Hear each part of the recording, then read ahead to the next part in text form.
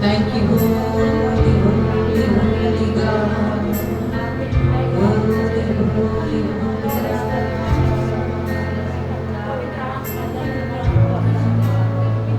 Thank you, Lord. We praise you, Jesus. Oh, hallelujah. Hallelujah.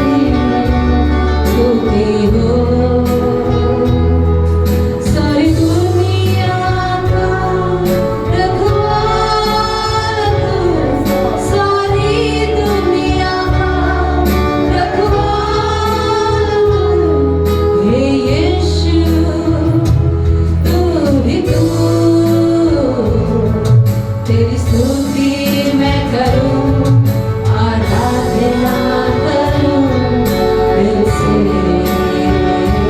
दिल से। Yes Lord, तेरी स्तुति मैं करूं, आराधना करूं दिल से, दिल से। खुशी और गम में साथ हो तेरा, प्रारंभ और अंत में नाम हो तेरा। खुशी और गम में साथ हो तेरा, प्रारंभ और अंत में नाम हो तेरा। मेरे जीवन का सहारा तू, मेरे जीवन का सहारा तू, हे यीशु तू ही तू। तेरी स्तुति मैं करूं, आराधना करूं दिल से, दिल से। तेरी स्तुति मैं करूं, आराधना करूं दिल से, दिल से। तेरी स्तुति मैं करूं, आराधना करूं दिल से, दिल से। यीशु के नाम में तेरी स्तुति आराधना करना हमें आनंद देता है। हम आपके नाम का धन्यवाद करते हैं, आपकी स्तुति करते हैं, आपकी प्रशंसा करते हैं। हमारे बीच प्रभु यीशु मसीह के पवित्र नाम का धन्यवाद करते हैं कि प्रभु ने एक बार और हमें अपने समूह पाने के लिए सुंदर अवसर दिया और आज की इस उपवास प्रार्थना सभा में परमेश्वर की उपस्थिति हमारे साथ है। आराधना में खुदावंद हमारे साथ है, प्रार्थना में हमारा खुदावंद हमारे साथ है। उस परमेश्वर का धन्यवाद करते हैं। प्रभु यीशु ही है जो देश की सीमाओं में के अंदर, पूरे संसार की देश की सीमाओं के अंदर कोई भेद नहीं रखता, कोई मतभेद नहीं है। चाहे कोई भारतीय है, चाहे कोई अमेरिका से है, चाहे कोई चाइना से है, चाहे कोई फ्रांस से है, किसी भी राज्य से क्यों ना हो, जब हम सब मिलकर परमेश्वर की आराधना स्तुति करते हैं तो प्रभु उन सबको अपने बेटा और बेटी होने का अधिकार देता है। जब हम प्रभु की आराधना करते हैं, एक स्थान से हो सकता हम अलग अलग जाति और वर्ग से आए हों, हम दिखने में चाहे कैसे भी हो, लेकिन जब परमेश्वर के सम्मुख में है तो प्रभु की आराधना करने वालों में परमेश्वर कभी किसी प्रकार का भेदभाव नहीं करता। हम परमेश्वर को धन्यवाद करते हैं कि प्रभु ने हमें ये सुंदर अवसर दिया है कि आज की सुबह हम परमेश्वर की उपस्थिति में हैं और प्रभु में एक हैं, क्योंकि हम खुदावंद प्रभु यीशु मसीह के लहू से खरीदे गए उसके बेटा और बेटी हैं। आमेन। आइए आज की सुबह हम परमेश्वर के वचन में चलेंगे और एक वचन को निकालेंगे भजन संहिता की पुस्तक, उसका 73 अध्याय, साम 73, भजन संहिता की पुस्तक 73 अध्याय और 25 पद। साम 73 वर्स 25। स्वर्ग में मेरा और कौन है, तेरे संग रहते हुए मैं पृथ्वी पर और कुछ नहीं चाहता। आमेन। परमेश्वर का वचन कहता है, स्वर्ग में मेरा और कौन है, तेरे संग रहते हुए मैं पृथ्वी पर और कुछ नहीं चाहता। इस पद में भक्त राजा दाऊद परमेश्वर के लिए ये सब कुछ लिख रहा है। आमेन। तो कहता है कि पृथ्वी पर मेरे लिए और कुछ मैं नहीं चाहता। हालेलुया। अगर हम अपनी बात नहीं करेंगे, आज मैं एक प्रभु के बहुत श्रेष्ठ दास के विषय में, उनके एक सुंदर गवाही के विषय में बात करेंगे। तो परमेश्वर के श्रेष्ठ दास है, उनका नाम है वॉचमैन ली। खुदा ने उन्हें बहुतायत से इस्तेमाल किया, एक बहुत बड़ी जीवनी है उनकी। कभी समय होगा तो हम उसे विस्तार से सुनेंगे और समझेंगे। जब प्रभु के उस दास ने इस वचन को पढ़ा वचन पढ़ने के समय में वो युवावस्था में थे और उन्हें एक लड़की थी, उस लड़की का नाम था चैरिटी चैन।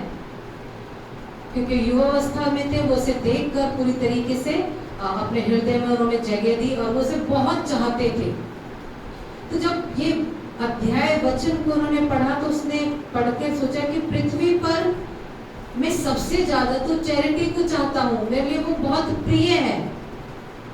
और कहीं ना कहीं उसे लगा कि चैरिटी का स्थान उसके हृदय में परमेश्वर से भी ज्यादा अधिक है। और इस वचन को पढ़ने के बाद क्या लिखा था, पृथ्वी पर और कुछ मैं नहीं चाहता। और उसने ये पढ़ने के समय में कहा कि प्रभु, मैं चैरिटी को बहुत प्रिय है वो मेरे लिए, मैं क्या करूंगा, अभी चैरिटी से दूर चला जाऊंगा क्योंकि मैं तुझसे अधिक और किसी को चाहना नहीं चाहता। अब ये सब सोचने के बाद में वो बहुत दूर तिब्बत में चला गया और वहां जाकर वो सेवकाई को करने लगा। बट जब वो वहां जाकर कर रहा था, उसका मन ना चाहते हुए भी बार बार किसके विषय में सोचता था, चैरिटी के विषय में सोचता था। उसका दिल करता था कि उसके बारे में सोचे। जब भी वो प्रार्थना करने बैठता था, उसके मन में शांति नहीं आती थी। और ऐसे प्रक्रिया के साथ में वॉचमैन ली निकल रहे थे। तो एक दिन जब चारों तरफ बहुत बर्फ पड़ी थी, बर्फ पड़ने के समय में वॉचमैन ली बैठे प्रार्थना में और उन्होंने आंखों से आंसुओं को टपकाना शुरू किया कि प्रभु, मेरे हृदय से चैरिटी का मोह जो है वो निकल नहीं पा रहा। मैं चाहता तो हूँ कि पहला स्थान आप हो, मेरी पृथ्वी पर पहली चाहत केवल आप हो, लेकिन मेरे हृदय से ये नहीं हो रहा। और वो आंसुओं को पहुंचा, फिर उसने प्रार्थना करने के बाद और दृढ़ता के साथ में उठा और बोला कि प्रभु, मैं आपको नाराज करना नहीं चाहता। मेरा हृदय टूटता है, मैं विचलित होता हूँ, दुखी होता हूँ, परेशान होता हूँ, आंसू बहाता हूँ, मेरा मन ना चाहते हुए भी उसके विषय में सोचता है। लेकिन उस प्रभु के दास ने उस बात को खुदा के आगे प्रार्थना में कहा, परमेश्वर, मैं तुझे नाराज करना नहीं चाहता। चैरिटी नाराज हो जाए तो हो जाए, मगर मेरी पृथ्वी पर मेरी चाहत कौन रहेगी, केवल आप रहेंगे। हालेलुया। ऐसा करके उसने पूरे तरह से अपने जीवन को दृढ़ता के साथ में परमेश्वर के साथ में आगे बढ़ाया। वो बहुत कठिन होता है ऐसे युवावस्था में, जिसे आप पूरे दिल से चाहते हो और उसको उसके मन में आया कि ये चाहत, प्रभु की चाहत को कोई और मेरे जीवन में पहला स्थान ना ले ले। हमारी जिंदगी में बहुत सारे लोगों के साथ हमारी चाहत कनेक्ट होती है ना। आजकल के समय में देखिए, छोटी सी बात है, हम युवावस्था में बहुत आसान हो जाता है किसी को भी अपने दिल में रख लेना और फिर उसके बारे में सोचते रहना, उसके बारे में समझते रहना। माता पिता है तो बच्चों के बारे में ज़्यादा सोचेंगे, बिजनेसमैन है तो बिजनेस के बारे में ज़्यादा सोचेंगे, और एक आज चाहत चल रही है मोबाइल के विषय में भी ज़्यादा सोचते हैं। तो बहुत चाहते क्या होती है, हमें परमेश्वर से क्या करती है, अलग करती है। वॉचमैन ली ने कहा कि उसकी चाहत सोचना भी मुझे परमेश्वर से अलग कर देती है, प्रभु को दूसरा स्थान दे देती है। तो राजा दाऊद जो भक्त है खुदावंत का, वो ये कहता है कि तेरे संग रहते हुए मैं पृथ्वी पर और कुछ नहीं चाहता। अगर मैं चाहता हूं तो किसे चाहता हूं, केवल आपको चाहता हूं। और जब वो प्रभु की सेवा में आगे बढ़े और जैसे जैसे परमेश्वर उन्हें अपने अनुग्रह के साथ में इस्तेमाल करता रहा, तो प्रभु यीशु से अपना प्रेम भरा दिल लेकर वो लगातार परमेश्वर की सेवाओं को किया करते थे। लेकिन जिस राज्य में, जिस देश में वो सेवा कर रहे थे, वहां प्रभु यीशु मसीह का सुसमाचार सुनने से फरीसियों के समान लोग जो थे वो उनकी क्या करते थे, कष्ट और सताव उनके जीवन में लेकर आया करते थे। इसी प्रकार से पास्टर वॉचमैन ली के ऊपर झूठे आरोप लगाए गए और उन्हें बंदी गृह में डाल दिया। और जब बंदी गृह में उन्हें डाला गया तो उन्हें 15 साल की सजा हुई। 15 साल की सजा जब उनकी खत्म होने वाली थी तो दोबारा उस देश ने 5 साल और बढ़ा दिए उनकी सजा के। तो अभी कुल मिलाकर उनको 20 साल तक जेल के अंदर क्या करना पड़ा, रहना पड़ा। और उनका गुनाह क्या था, केवल वो क्या करते थे, केवल सुसमाचार का प्रचार किया करते थे, प्रभु के विषय में लोगों को उसके सुसमाचार को बताया करते थे। जेल में यातनाएं देने के लिए उन्हें 3 तरीके से डिवाइड किया गया। 24 घंटे को 8-8 घंटे के स्लॉट में अलग अलग सजाएं वॉचमैन ली को हर रोज दी जाती थी। पहले के 8 घंटे के अंदर उन्हें कठिन परिश्रम करवाया जाता था। दूसरे के 8 घंटे के अंदर उन्हें कुछ एजुकेशन जो वो अपने देश की थी, अपनी सभ्यता की थी, वो दिया करते थे। और अगले 8 घंटे की जो उनकी सजा होती थी वो उन्हें अंधेरे कमरे में, कोठरी में, उसे नर्कगार कहा जाता था। एवरीडे उनके साथ होता था। उस नर्कगार के अंदर, अंधेरे कमरे के अंदर में, अकेलेपन में और भयंकर कोठरी के अंदर उन्हें रखा जाता था। और जहां पर ना पंखा था ना बिजली थी। ये मैं पौलुस और पतरस के समय की बात नहीं कर रही हूँ, इसी युग की बात कर रही हूँ। उस समय में उन्हें वहां पर रखा जाता 8 घंटे उस अंधेरी कोठरी के अंदर। उनको खाने पीने के लिए भी कुछ नहीं होता था। जानते वॉचमैन वहां क्या करते थे? खाने पीने के लिए अंधेरे में कीड़े मकोड़ों को ढूंढा करते थे कि उन्हें ढूंढकर, उन्हें खाकर वो क्या करे, अपना पेट भर ले। इस वचन को जब उन्होंने पढ़ा, ये वचन उनके हृदय में उतरा और उन्होंने कहा कि मेरी पहली चाहत फिर भी कौन रहेगी? प्रभु यीशु मसीह ही रहेगा। हालेलुया। पास्टर वॉचमैन ने जब वो कैद में थे, उस कैद को अपने लिए अभिशाप नहीं समझा। इतना सेक्रीफाइस किया। जवानी के दिनों में जिसको बेहद प्रेम करते थे, उसका पहला प्यार था, उसको छोड़ दिया। परमेश्वर का सुसमाचार कर रहे हैं। अभी जो 15 साल की कैद थी वो 20 साल में बदल गई। 8-8 घंटे अलग अलग यातनाएं उन्हें दी जा रही है। खाने के लिए भरपेट अनाज नहीं है, कीड़े मकोड़े भी खा रहे हैं। ऐसे समय में भी उन्होंने इस परिस्थिति को, इस समय को, प्रभु के साथ रहने को अभिशाप नहीं समझा। अगर हम खुदा की इतनी ईमानदारी के साथ में खुदा की परस्तिश करें ना, उसका सजदा करें और थोड़ी सी भी कठिनाई आ जाए तो हम कहते हैं कि परमेश्वर ने मुझे दंड दे दिया, प्रभु ने मुझे छोड़ दिया, परमेश्वर मेरे साथ नहीं है। छोटी सी बात के अंदर भी इसने अपना पहला प्रेम को त्यागा। आंसू निकलते थे जब याद करता था। उसे कहा नहीं, फिर भी मेरी पहली चाहत कौन रहेगी? प्रभु रहेगा। अब तो उसे लगता था कि शायद प्रभु उसके लिए चारों दिशाएं खोल देगा, धन संपत्ति, मकान, दुकान, सोना और चांदी के लिए।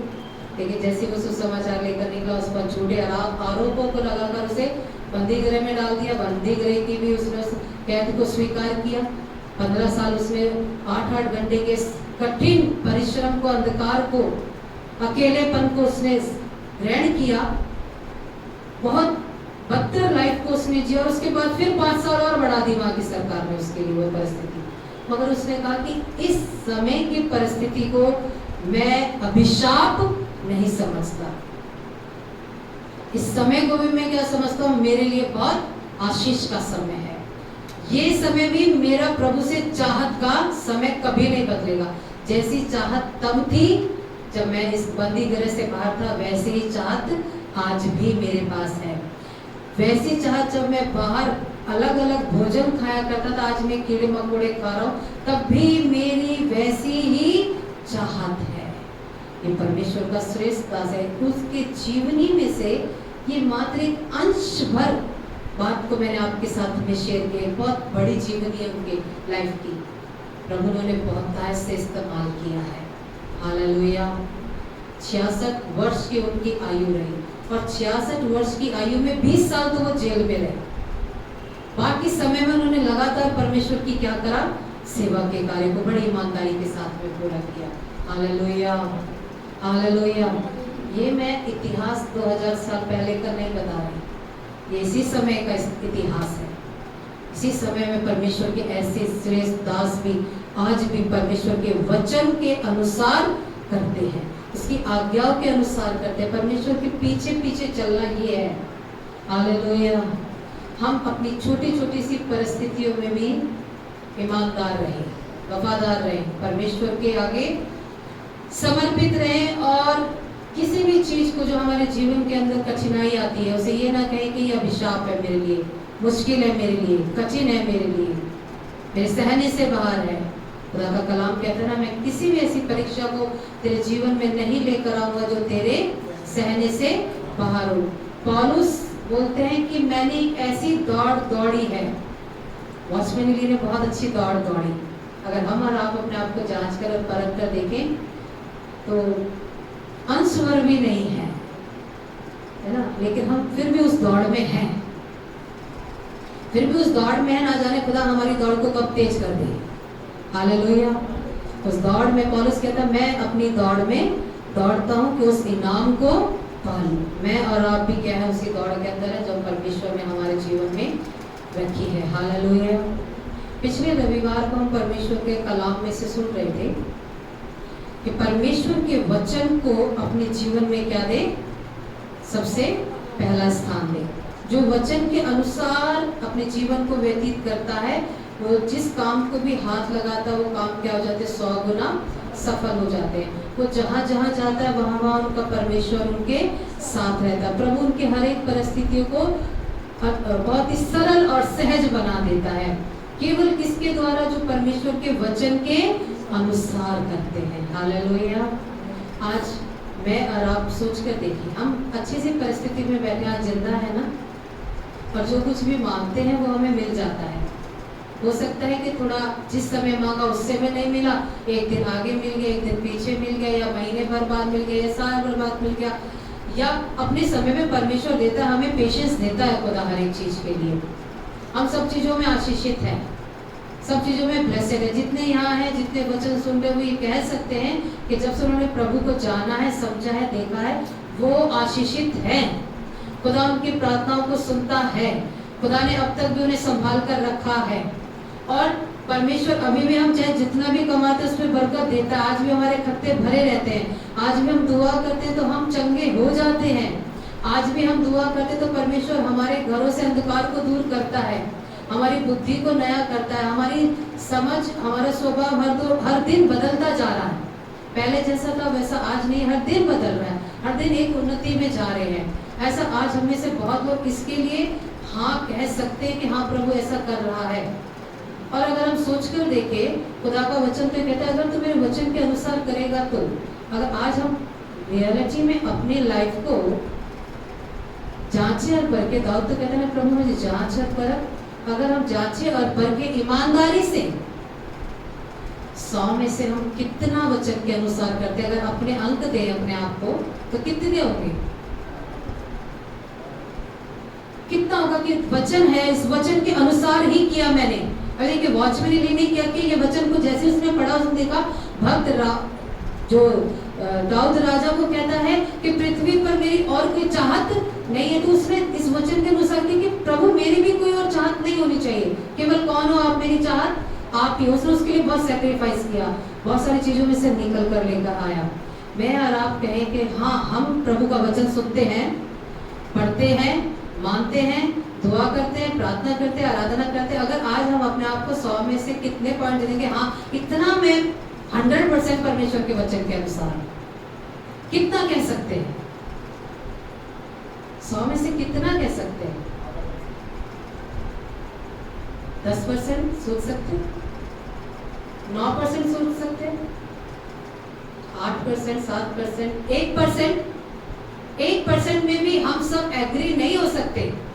ईमानदारी के साथ में अगर खुदा हमारे एक एक दिन को जांचे और परखे, एक एक सिचुएशन में हम जांचे और परखे जाएं, तो हम परमेश्वर के वचन के अनुसार नहीं, अपने अनुसार हो सकते हैं, अपनी इच्छाओं के अनुसार तो हो सकते हैं, हाँ अपनी परिस्थिति के अनुसार हो सकते हैं, लेकिन वचन के अनुसार अगर कहें तो 1% भी नहीं है। 1% ना होने के बाद भी परमेश्वर हमारी प्रार्थनाओं को सुन लेता है। 1% ना होने के बाद भी हमारे खत्ते क्या होते हैं, भरे रहते हैं। 1% ना होने के बाद भी ऐसी परिस्थितियों में अभी तक नहीं गए। 1% ना होने के बाद भी कोरोना में खुदा ने हमें जिंदा रखा, हम 1% में भी नहीं थे, वचन के अनुसार नहीं थे। ईमानदारी से इंक्लूडिंग मी अगर हम कहें तो हम नहीं थे, हम चले नहीं, फिर भी हम जिंदा हैं, फिर भी हमें रोटी रोजगार दिया प्रभु ने, फिर भी हम आधी रात को भी पुकारते हैं तो खुदा क्या करता है, हमारी सुन लेता है। अभी सिस्टर गवाही दे रही थी, आधी रात को नहीं लगा कि उनकी जिंदगी का आखिरी दिन है, तभी परमेश्वर ने क्या किया, सुन लिया और उन्हें जीवन दान दिया। हम 1% भी नहीं है, फिर भी परमेश्वर क्या करता, हमारी सुध ही लेता है। सोच कर देखे, अगर 10% हो गए तो वचन के अनुसार, अगर 10% हो गए, 5% हो गए तो, अभी तो 1% में भी हम ईमानदारी से अपने आप को जब जांचते तो कहते प्रभु 1% भी खरे नहीं है, खरे नहीं है। जैसा अय्यूब खरा था, कितना खरा था, यूसुफ कितना खरा था, हाथ छुड़ा के भाग गया पोतीफर की पत्नी से। उसने कहा नहीं, मैं अपने परमेश्वर की अपनी सोच में भी पाप नहीं करूंगा। कितने खरे लोग थे, वचन के अनुसार चला करते थे। यहोशू के विषय में हम पढ़ रहे थे, वचन के अनुसार तो चलेगा तो मैं करूंगा। ये व्यवस्था की पुस्तक तेरे चित्त से कभी भी अलग ना होने पाए। हमारे चित्त से तो जब तक हम सुनते हैं, वो सुनते सुनते भी अलग हो जाते हैं कभी कभी। फिर भी this is the grace of God only. ये हमारी कोई खूबी और लियाकत नहीं है, ये सिर्फ और सिर्फ परमेश्वर का अनुग्रह है। ये सिर्फ और सिर्फ परमेश्वर का अनुग्रह है कि हम दुआएं अपने लिए तो क्या, हम दूसरों के लिए भी करें तो भी खुदा हमारी इज्जत रख लेता है। फिर भी परमेश्वर लोगों को चंगा कर देता है, फिर भी परमेश्वर हमारे साथ साथ चलता है। हम उसको कहते हैं प्रभु हम जा रहे हैं, हमारी रक्षा करना, फिर भी खुदा हमारे साथ साथ चल देता है।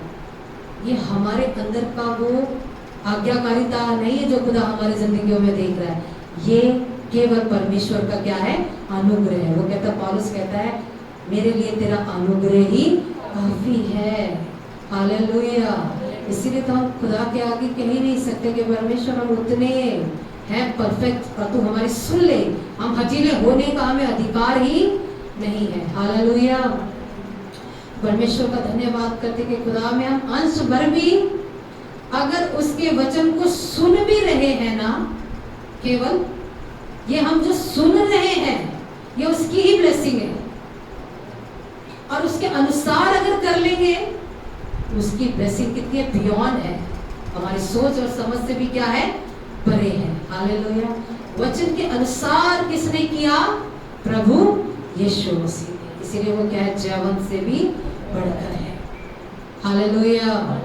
हालेलुया। हम सुनने वाले हैं, वचन कहता है सुनने वाले नहीं, वचन के अनुसार, वचन के अनुसार, ना दाएं ना बाएं, ना इधर ना उधर, वचन के अनुसार जो चलेंगे उन पर मैं क्या करता हूँ, दया करता हूँ। आमीन। फिर भी धन्यवाद हो परमेश्वर का, दया कर रहा है। हम चलते चलते गड़बड़ा जाते हैं, हम चलते चलते बुड़ जाते हैं, हम चलते चलते मुंह फेर लेते हैं, हम चलते चलते ना जाने परमेश्वर के साथ में कैसा व्यवहार रखते हैं। मनुष्य से तो छोड़िए, हम खुदा से भी बहुत गंदा व्यवहार रखते हैं। फिर भी परमेश्वर की बड़ी कृपा और दया है कि वो क्या करता है, हमसे प्रेम करता है। ये परमेश्वर का क्या केवल अनुग्रह है कि हम प्रभु के वचनों को सुनने से ही क्या पा रहे हैं, आशीष पा रहे हैं। हालेलुया। कहते हैं पत्थर पानी के अंदर होता है तो किससे बचा हुआ है, धूल से, धूप से, आंधी से और किसी प्रकार की हानि से वो क्या कर रहा है, बच रहा। हमारा हाल तो वैसा ही है। हम तो केवल किसके साथ बैठे हैं, खुदा के साथ बैठे हैं, वचन सुनने तो हम बचे हैं। हालेलुया। लेकिन अपने जीवन के अंदर इस अभ्यास को बनाए। परमेश्वर वॉचमैन एली ने एक पद को पढ़ा और एक पद को ही पूरा करने के लिए उसे कितना कुछ करना पड़ा। केवल एक वचन को पूरा करने के लिए उसे क्या कितना सैक्रिफाइस करना पड़ा, इमोशनली, हाँ, फिजिकली, उसे कितनी चीजों में से निकलना पड़ा। हालेलुया। ये होता है आग में तपने के समान। तब सोना क्या होता है, निखर के आता है। और वो सोना, वो है असली बलिदान, खुदा के आगे अपने आप को चढ़ाना। आमीन। छोटी छोटी चीजों में हम जो सैक्रिफाइस कर रहे हैं वो उसका भी आदर कर रहा है परमेश्वर का। धन्यवाद। उसे भी निरादर नहीं करता प्रभु, उसका भी आदर कर लेता है। तो हम परमेश्वर का धन्यवाद करें और सच में खुदा के साथ ऐसे लिपट कर रहे और उसके वचनों के अनुसार करने का मन रखें। वचन में लिखा गया ना, सबसे अधिक तू किसकी रक्षा करना, अपने मन की। एटलीस्ट मन के अंदर तो इतना रखें कि मैं इस वचन के अनुसार कर सकूं। ऐसे मन में प्रार्थना तो रखे कि परमेश्वर मैं इस वचन के अनुसार कर सकूं। वॉचमैन ली ने जब इस वचन को पढ़ा तो वो घुटनों में हो जाता था और रो रो के प्रार्थना करता था, प्रभु मैं इस वचन के अनुसार कर सकूं। जब हम वचन सुनते हैं ना तो इस चीज की प्रार्थना करें, परमेश्वर मैं इस वचन के अनुसार कर सकूं। परमेश्वर मन में इच्छा तो आ रही कुछ करने की, कुछ करना है करना है करना है। वचन सुना पड़े, फायरफुल हो गए, दिल कर रहा है अभी तो कुछ कर जाएंगे, अभी हमें भी कुछ करना है, लेकिन क्या करनी है उसके लिए? परमेश्वर मुझे घुटनों में होकर दुआ करने, परमेश्वर मुझे इसके लिए इस्तेमाल करना, मुझे करना है, इसके लिए मेरी इच्छा है। जैसी इच्छा रखते हैं ना मकान दुकान घर परिवार की, तड़प कर मांगते हैं, सर में दर्द हो जाए तो हमारा ध्यान पूरा उधर केंद्रित रहता है, प्रभु चंगा कर दे, प्रभु चंगा कर दे, और कहीं नहीं होता। तो वैसे होता है कि जब वचन सुने तो ये वचन मन में हो कि परमेश्वर मुझे इसके अनुसार करना है, मुझे इसके अनुसार करना है, क्योंकि यही मेरी जिंदगी के अंदर आशीषों की कुंजी है। वचन से बाहर खुदा कभी भी कुछ भी करता नहीं। तो ये वचन के अनुसार करें, परमेश्वर से प्रार्थना करें कि प्रभु मैं कैसे कर सकूं। तसल्ली, शक्ति और रास्ता अगर खोलेगा खुदा तो हमारी प्रार्थनाओं से खोलेगा, उसके लिए मन तो रखना जरूरी है। तो सबसे पहले इस मन में रखें कि परमेश्वर तेरे वचन के अनुसार करने वाले हो सके। मरियम ने वचन के अनुसार किया, उद्धार करता पृथ्वी पर आ गया। आमीन। कठिन थी इतना बोलना भी कि हाँ उसके वचन के अनुसार हो, लेकिन न केवल उसने बोला वरन करके भी दिखाया। तभी आज मैं और आप यहाँ पर हैं, तभी यीशु मसीह संसार में आ गए और परमेश्वर ने एक बड़ा रास्ता खोल दिया। आमीन। तो आज की सुबह हम लोग भी अपने मन में यही एक इच्छा, एक भावना, एक प्रण ले कि खुदावंद हम तेरे वचन के अनुसार करें, और चाहत हमारी कोई हो सबसे पहली कि अपनी जिंदगी में छोटी छोटी चीजों में रोज एनालाइज करना है कि बहुत सारी जिंदगी में चाहते होंगे कौन सी स्थान प्रभु से ज्यादा मेरी जिंदगी के अंदर ले रहा है, कौन सा व्यक्ति, कौन सा मनुष्य है या वस्तु है जो मेरी जिंदगी में पहला स्थान ले रही है। सबसे पहला स्थान, सबसे पहली चाहत, मेरी पहली चाहत कौन है? केवल परमेश्वर। हो सकता है बहुत सारी चीजें आपसे छूट जाएंगी, बहुत सारे लोग आपसे नाराज हो जाएंगे, लेकिन वो सिर्फ हमारे लिए क्या है? एक परीक्षा का समय है। उसके बाद हमारे लिए खुदा, अगर वो रूठ गया तो क्या हुआ? सब रूठ गए। वो मान गया तो सब मान गए, वो छूट गया तो सब छूट गए, वो साथ है तो सब साथ है। जिसने इस रहस्य को समझ लिया वो सोचता नहीं है, फिर वो कहता भैया जग रूठे तो रूठे, प्रभु तू मुझसे मत रूठ जाना। आजकल दूसरा गाना है ना, प्रेमी प्रेमी बस तू मत रूठना, जब भगवान भी रूठ जाए मगर तू मत रूठना। हमारे लिए होना चाहिए, वो हमारे जिंदगी में है तो हमारे सारे संबंध क्या हो जाएंगे? मीठे और मधुर बने रहेंगे। वो हमारे साथ है तो हम धन के पीछे भी ना भागे, धन हमारे पीछे पीछे भागेगा। सारी वस्तुएं से पहले मेरे धर्म और राज्य की खोज करो, सब वस्तुएं तुम्हें। बट ये प्रैक्टिकली लाइफ जरूरी है, इसमें करके देखना जरूरी है। प्रभु के लोगों इस वचन के अनुसार सच में करके देखें, केवल सुने ना। आज से प्रार्थना करें परमेश्वर इस वचन के अनुसार हम करने वाले, और हमारी पहली चाहत कौन है? प्रभु। ऐसी पहली चाहत को करके देखें, केवल बोले नहीं, करके देखें। मेरी पहली चाहत पृथ्वी पर, मेरी पहली चाहत मेरा परमेश्वर है, मेरा ईश्वर है, मेरा उद्धारक है, जिसने मुझे उद्धार दिया इस पृथ्वी के ऊपर, वो है। हालेलुया। आइए हम प्रार्थना में जाएंगे। Thank you Jesus. धन्यवाद हो परमेश्वर आज के सुंदर कलाम के लिए। जैसे भक्त राजा दाऊद कहता है कि इस पृथ्वी के ऊपर मेरी पहली चाहत आप हो। प्रभु जी आपने हमें जिंदगी दी है, इसमें बहुत सी इच्छाएं हैं, बहुत सी कल्पनाएं हैं, बहुत सी योजनाएं हैं। पृथ्वी पर और कुछ नहीं चाहे, हमारे मन में तेरी धुन समाई हो खुदावन, तेरा प्रेम समाया हो प्रभु। हमारे हम पृथ्वी पर अगर कुछ चाहे सबसे पहले तो हम आपको चाहने वाले हो सके। आपकी चाहत हो हमारे अंदर, जिसने प्रभु की चाहत को अपने दिल में, अपनी सोच में, अपनी समझ में, अपने मन में बना कर रखा है, उसकी कोई चीज कभी बिगड़ी नहीं है। इसने प्रभु की चाहत को अपने हृदय में रखा, उसके जीवन से कुछ छीना नहीं गया। प्रभु हम धन्यवाद देते हैं कि तू हमारी पहली चाहत है। हम कह सके खुदावन तू मेरा पहला प्यार है, तुझसे बढ़कर और कोई मेरे लिए प्रेम ना हो। हालेलुया। प्रभु ने, यीशु ने उसकी आज्ञा को मानना पहली चाहत रखा। मृत्यु, वहां क्रूस की मृत्यु भी उसने सह ली। क्या आज हम प्रभु का वचन सुनने वाले उस मन के साथ में तैयार है? 1% भी शायद हम खुदा के वचन के अनुसार नहीं, फिर भी वो दया करता है। सोच कर देखिए, अगर अंश अंश करके हम और लगातार बढ़ते चले जाएंगे तो हमारा जीवन और कितना खूबसूरत होगा, हमारी आत्मिक यात्रा और कितनी खूबसूरत होगी, हमारा परमेश्वर के साथ संगति और कितनी खूबसूरत हो जाएगी। हालेलुया। हाथ उठाकर कहें, मुझे ना चाहिए दौलत जहाँ की कोई, मुझे ना चाहिए दौलत जहाँ की कोई, मुझे ना चाहिए दौलत जहाँ की कोई, ये उसका साथ बहुत है, ये जिंदगी के लिए उसी के नाम से, उसकी की हर खुशी के लिए, ये जिंदगी मैं जीऊंगा मेरे मसीह के लिए,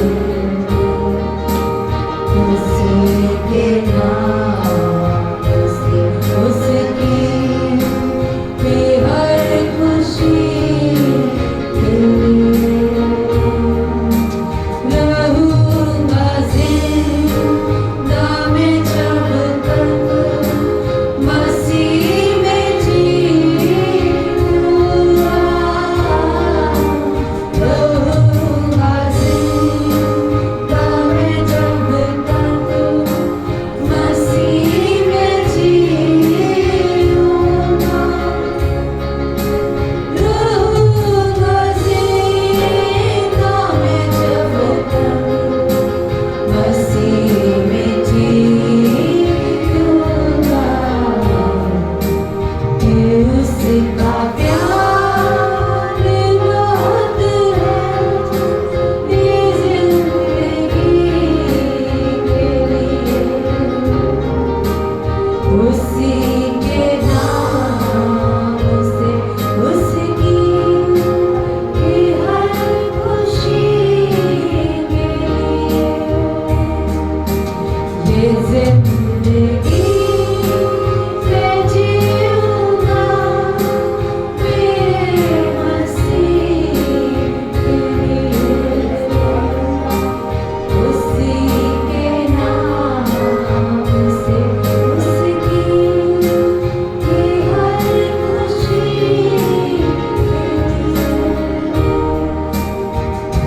जिन्हें हम चाहते हैं, चाहे वो मनुष्य हो चाहे वो वस्तु, जब वो हमारे जीवन से चली जाती है तो हम परमेश्वर के पास आते हैं, कहते हैं खुदावन तू मुझे इस चीज में आशीष दे, तू इस चीजों को मुझसे मिला दे। वो दर्द हमसे सहन नहीं होता, लेकिन अगर हम खुदा को चाहने वाले हो जाएंगे तो प्रभु हमसे कोई ऐसी चीज को कभी, तो हमारा भरोसा केवल उसी पर ही होता है। जिन लोगों के कारण हम खुदा को छोड़ते हैं, जब वो हमें छोड़ते हैं, जिन लोगों के कारण हम खुदा का दिल दुखाते हैं, जो जब हमारा दिल दुखाते हैं तो हम लौट कर जब परमेश्वर के पास ही आते हैं, तो क्यों ना हम पहले से ही उसके साथ रहे, क्यों ना हम उसको ही अपनी चाहत बनाकर चले। धन्यवाद करते परमेश्वर, कुछ भी चीज जब हमारी जिंदगी से जाएगी और आएगी तो वो हमें प्रभाव नहीं देगी, हमें कमजोर नहीं करेगी, हमें असहाय नहीं करेगी, क्योंकि मेरी जिंदगी की पहली चाहत मेरा परमेश्वर है। क्योंकि हर एक परिस्थिति में लौट कर हमें उसी के पास जाना है, चाहे वो पृथ्वी है, चाहे वो जीवन है, चाहे वो जीवन के बाद है। सब बातों का अंत केवल परमेश्वर ही है। इसलिए उसी के साथ पृथ्वी पर भी रहे, उसी के साथ जीवन में भी रहे और उसी के साथ जीवन के बाद भी रहे। ये वो चाहत है जो पृथ्वी पर खत्म नहीं हो जाएगी। ये वो चाहत है जो अनंत काल तक हमारे साथ रहेगी। धन्यवाद करते हैं तेरी चाहत जिंदगी के जब तक सांसें हैं तब तक भी ना खत्म हो, और जब ये शरीर इन सांसों को छोड़ दे उसके बाद भी ये चाहत तेरे साथ ही बनी रहेगी। और तेरा धन्यवाद करते हैं ईश्वर, तूने इतना सौभाग्यशाली जीवन हमारा दिया है, हम तेरे साथ आनंदित और मगन हैं। आदर महिमा सब कुछ आपको देते हैं, यीशु के पाक नाम में।